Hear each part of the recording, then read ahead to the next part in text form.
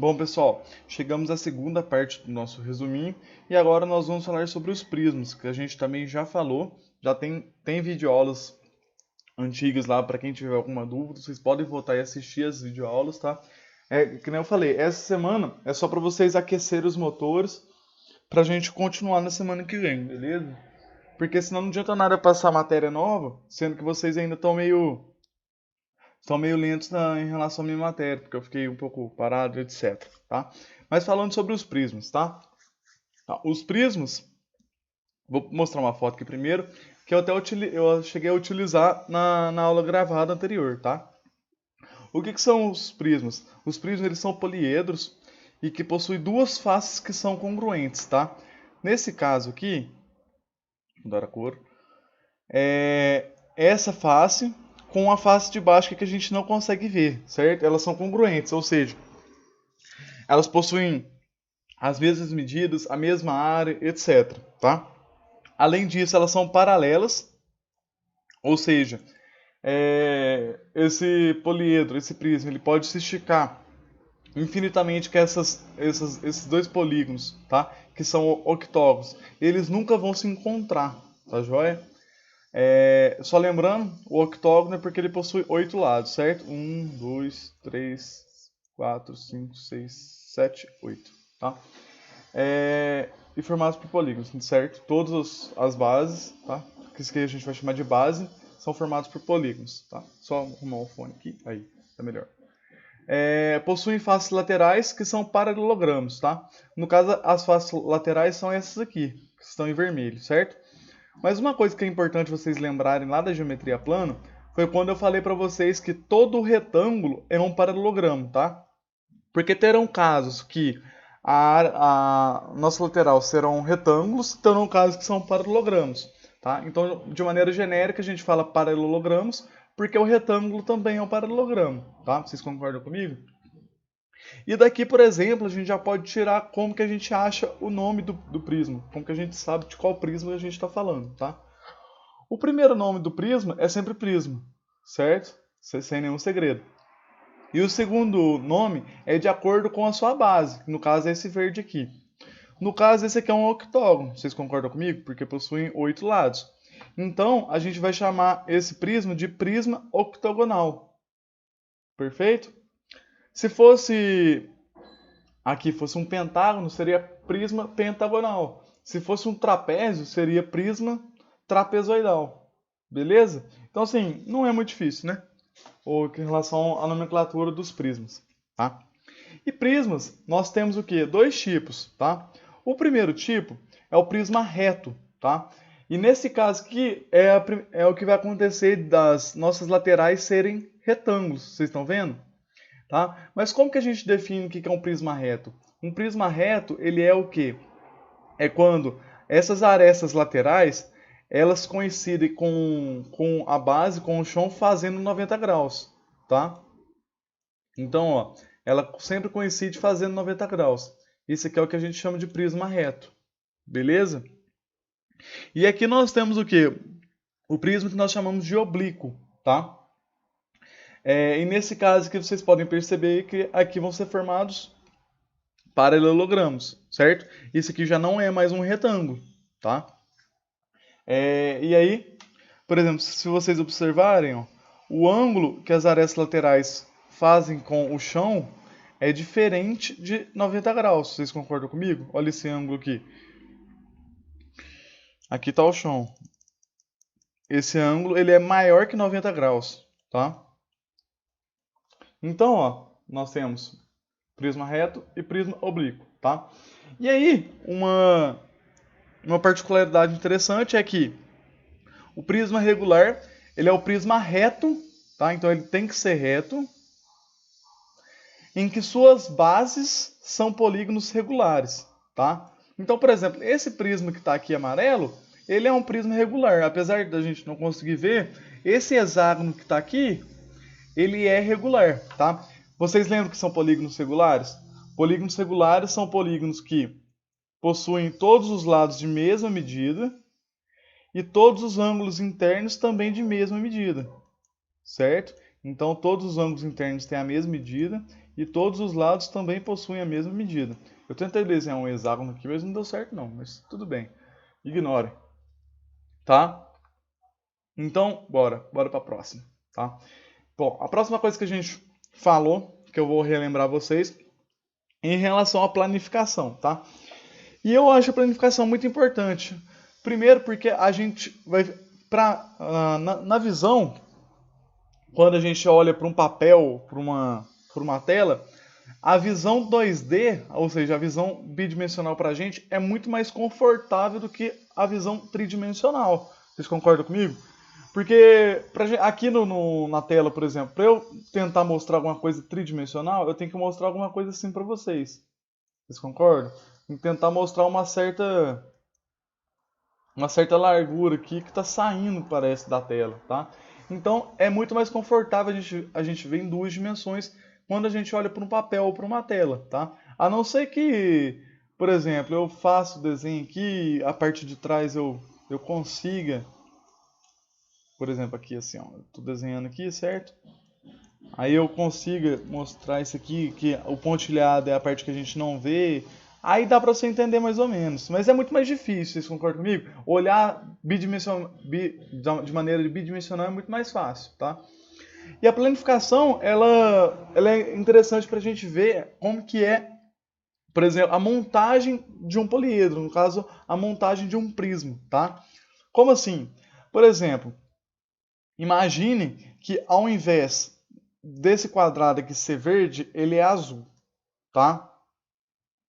E esse outro quadrado aqui, por exemplo, ele seja amarelo, certo? No processo de montagem do cubo, o que vai acontecer? Tá? Essas duas faces elas serão opostas, vocês concordam comigo? Quer ver? Eu vou desenhar o cubo aqui primeiro. Quer ver? Eu vou provar para vocês. Aqui, ó. Vamos imaginar, ó, que esse quadrado aqui seja o nosso quadrado azul, certo? Aí, olha, vou pegar o preto aqui. A gente dobrou ele para cima, a gente ficou com ele aqui.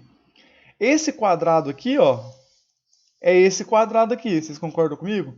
Imagine que esse quadrado aqui, a gente fechou ele para frente, certo? Esse quadrado aqui a gente pegou da direita para a esquerda e tampou aqui, tá? Esse quadrado aqui é o fundo que a gente não está vendo, certo? Esse outro quadrado é esse desse lado que a gente não está vendo.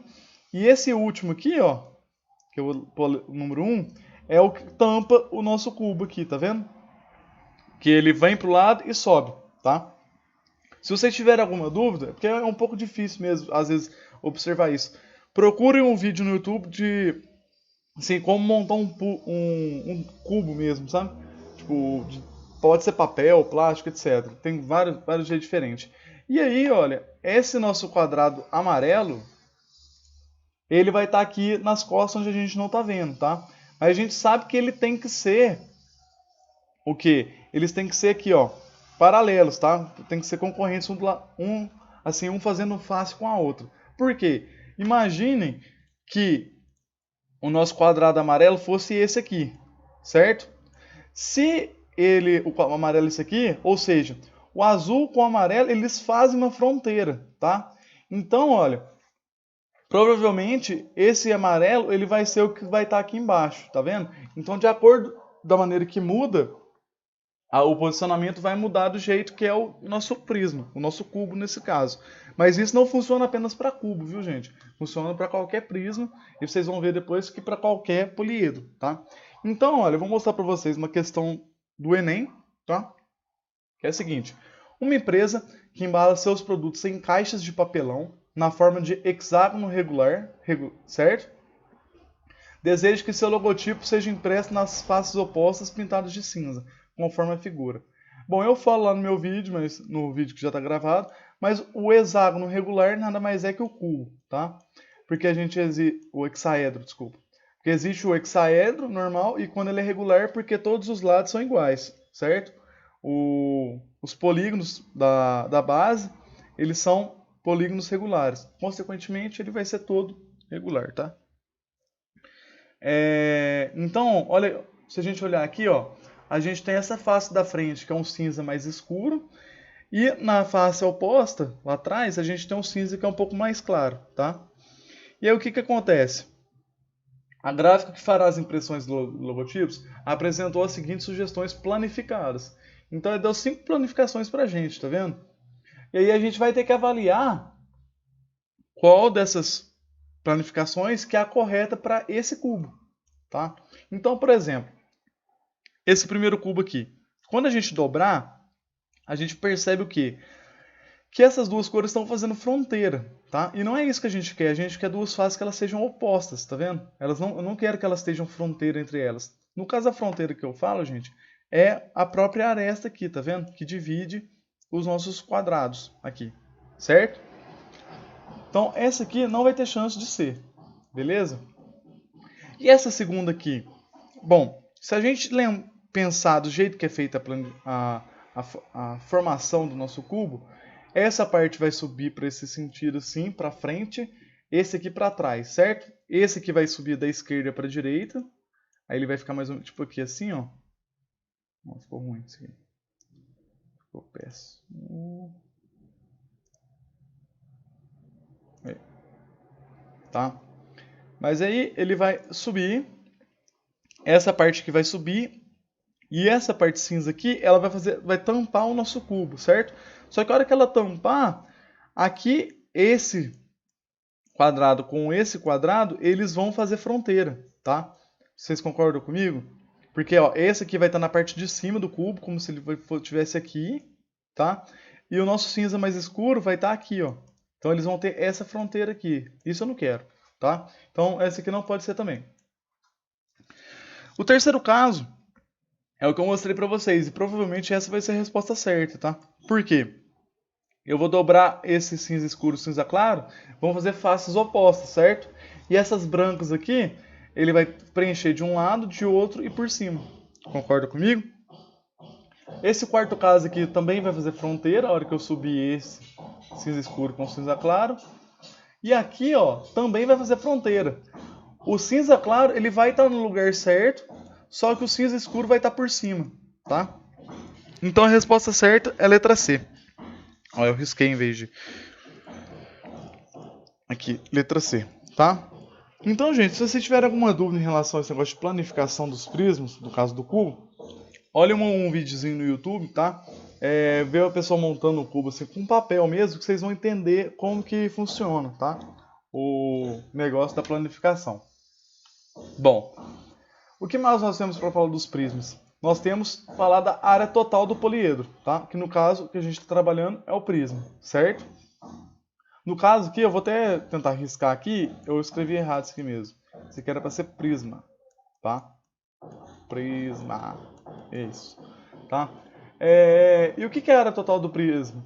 É nada mais do que você somar as áreas de cada polígono que é formado por ele, certo? Então você vai somar a área desse polígono com esse polígono, com esse polígono, com a área desse polígono, com aqui tá aqui de trás e aqui da base, certo? E aí a gente vai ter a área total do prisma, tá? Mas de maneira genérica a gente pode falar, porque nem sempre vai ser nesse formato.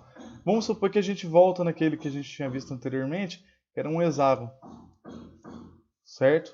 Aqui, ó. Que era um prisma hexagonal, certo? Então, como que a gente faz para calcular a área desse prisma? A gente vai fazer... Essa aqui é a nossa base, né? Então, eu vou fazer a área da base mais a área da base. Tem uma em cima e uma embaixo, ou seja, duas áreas da base, certo? Mais a área lateral, tá? A área lateral que são todos esses retângulos aqui. Que eu, por exemplo, poderia chamar a área lateral de 6 retângulos, certo? Porque são 6 retângulos que formam o prisma hexagonal. Mas isso aqui vai depender muito de cada prisma que a gente está trabalhando, tá? Mas a fórmula de maneira genérica é 2 vezes a área da base mais a área lateral, tá? Mas que vai, como diz, vai mudar de acordo com o prisma que a gente está trabalhando, tá? Bom, vou fazer um exemplo prático para vocês no mundo real.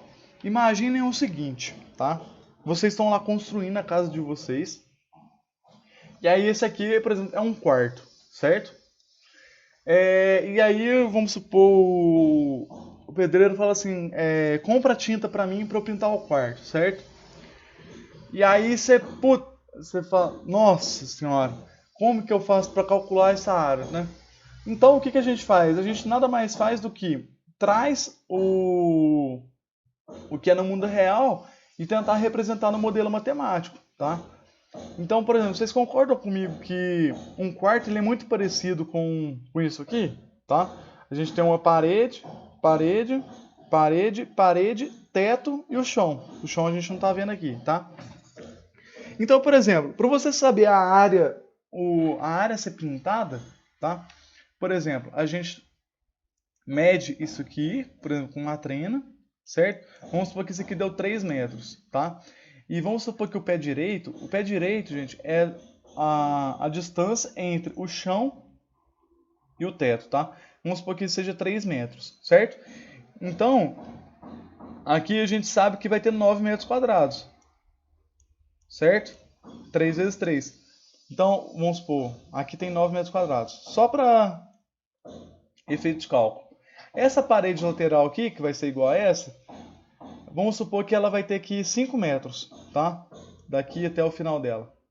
Aqui, ou seja, esse espaço aqui tem 5 metros. Vezes 3, aqui tem 15 metros quadrados, certo? Bom, essa outra parede é igual a essa. Então ela também tem 9 metros quadrados, certo? E essa parede também vai ter 15 metros quadrados, tá? Porque é uma oposta à outra. E o teto? Bom, o teto vai ser esse 5 aqui, vezes o 3 daqui, que vai ser 15 metros quadrados também, certo? E o chão?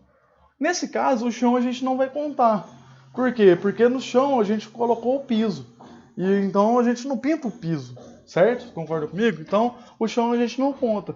Então o somatório dessas áreas aqui vai ser a área que a gente vai precisar pintar. Que vai ser 15 mais 15 mais 15, que é 45, mais 9 mais 9 mais 18, certo? Que vai ser igual de 63 metros quadrados. Concorda comigo? Então, se o pedreiro perguntar quantos metros quadrados aqui que a gente vai precisar pintar? 63 metros quadrados. Pronto. Beleza? E aí, a partir disso, você vai lá, vai comprar sua tinta, não vai comprar mais do que o necessário e nem menos que o necessário, tá? E vai pintar o seu quarto. Então, assim, a gente traz os problemas da vida real para o modelo matemático para tentar resolver. Beleza? Bom, falando sobre o volume do prisma é sempre igual, certo? Que é área da base vezes a altura, tá? Então vou pegar um exemplo aqui para vocês. Vamos pegar aquele prisma hexagonal que a gente estava lá no começo da videoaula, certo?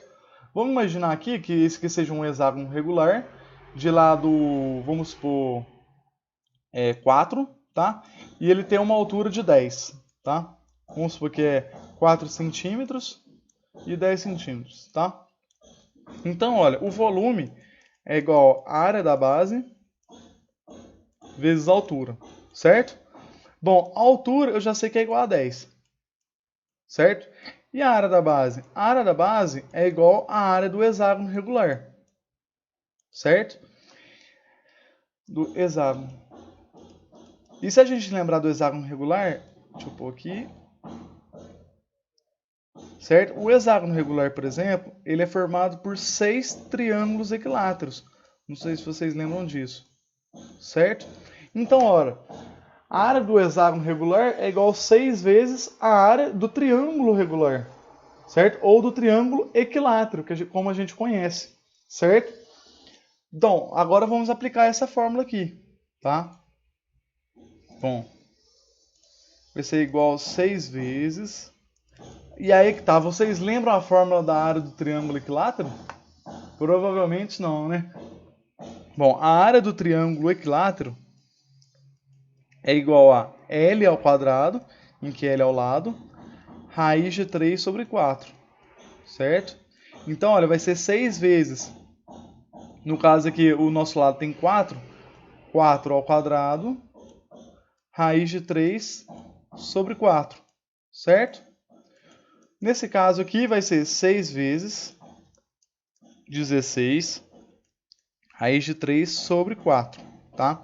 16 dividido por 4 é 4, 4 vezes 6, 24, que vai ser igual então a 24 vezes raiz de 3, certo? Então, se a gente quiser saber o volume agora, olha, o volume vai ser 24 raiz de 3 vezes 10, que é a nossa altura. Ou seja, 240 raiz de 3 centímetros quadrados. Desculpa, 240 raiz de 3 centímetros cúbicos. Porque quando a gente trabalha com volume, a gente trabalha com cúbicos, tá? E se a gente quisesse, por exemplo, falar que raiz de 3 é igual a 1,7, a gente substituiria e fazer a multiplicação, tá? Então aí tem duas coisas importantes. Primeiro, quando a gente trabalha com área, é centímetros quadrados, metros quadrados e por assim vai. Quando a gente trabalha com volume, é centímetros cúbicos, metros cúbicos e etc, tá? E aí depois, um pouco mais para frente, eu vou mostrar a relação para vocês, não sei se vocês já viram isso com outro professor, que é a relação entre metro cúbico e litro e decímetro cúbico e litro, tá? Que o Enem gosta bastante disso, beleza? Mas vamos deixar um pouquinho para depois. E por último, para finalizar essa aula, nós falamos um pouco sobre as particularidades dos prismas, tá? Que no caso é o cubo e o paralelepípedo. O cubo, por exemplo, aqui a gente tem um cubo e aí eu vou falar que o lado dele aqui é A, tá? E todos os lados do cubo são iguais, certo? Então, olha, a área total do cubo vai ser 6 vezes A ao quadrado. Por quê? Ó, a área de um polígono aqui é A vezes A ao quadrado. Como nós temos 6 quadrados aqui, 6 vezes. Perfeito? Se vocês tiverem alguma dúvida, vocês voltam lá na aula de prismas que eu explico com bastante detalhe, tá? O volume vai ser o quê? A área da base vezes a altura, certo? Se eu chamar essa parte de baixo aqui de base, olha, a minha base é A vezes A ao quadrado vezes a altura que é A ao cubo, certo? A vezes A vezes A. Bem tranquilo. E aí, o que é um pouco mais difícil, que eu explico mais detalhes lá na outra aula, é a diagonal do cubo, tá? Porque, por exemplo, a gente já tinha visto a diagonal da face, que seria, por exemplo, A raiz de 2, certo? E a diagonal do cubo é A raiz de 3, tá? E o que é a diagonal do cubo? Vem de um vértice até o outro vértice oposto, tá vendo? Então o caminho dele é muito maior do que a diagonal da face, tá? Que é a diagonal do quadrado. E a gente tem os paralelepípedos, tá? Em que, vamos supor, eu vou chamar esse lado aqui de A, esse aqui de B e esse aqui de C, certo? A área vai ser o quê? Esse lado, mais esse lado, mais esse lado, esse lado, esse lado de baixo, certo? Só que esse lado aqui, ele é igual ao lado de trás, certo? E como que a gente calcula essa área? A vezes C, certo? Então a área vai ser 2 vezes A vezes C, mais. Esse lado aqui eu tenho desse lado e desse lado. Qual que é a área desse aqui? B vezes C. Então mais 2 vezes B vezes C, mais... Por último, a gente tem a base aqui, que é A vezes B, certo? Só que a gente tem duas. Mais 2 vezes A vezes B, tá? Isso aqui, gente, vocês não precisam decorar, entendeu? Isso aqui é só para, às vezes, facilitar na hora da conta. Mas, sim, isso aqui não tem tanta necessidade de ficar guardando, certo? Porque tudo você consegue a partir das fórmulas já citadas anteriormente. O volume, isso aqui eu tenho um A, B, C, é a área da base, que é A vezes B, vezes a altura, que é C. Então, o volume vai ser ABC, certo? Mas é que nem eu falei, se vocês lembrarem que é a área da base vezes a altura, não precisa ficar decorando isso, entendeu? Basta vocês aplicarem. E a outra também, tipo, no exercício ele já vai te dar valores aqui, então é mais fácil você já fazer, vamos supor, 3 vezes 7, que é 21, vezes 4 vai dar 84, entendeu? Não precisa ficar pensando muito nisso aqui. E aí a gente tem a diagonal do paralelepípedo, não é muito comum pedirem, mas isso aqui é um pouco mais interessante de guardar. É muito parecido com o Teorema de Pitágoras, certo? Tanto é que a diagonal ela vem de consequência de dois Teoremas de Pitágoras, tá? Que a diagonal do paralelepípedo é essa aqui, certo? Ela é igual a raiz de A ao quadrado mais B ao quadrado mais C ao quadrado. Ou seja, o valor de cada dimensão ao quadrado e depois você tira a raiz de tudo, tá? Então é isso, gente. Muito obrigado. Até a próxima semana. Bons estudos. Precisando de alguma coisa, vocês me chamam.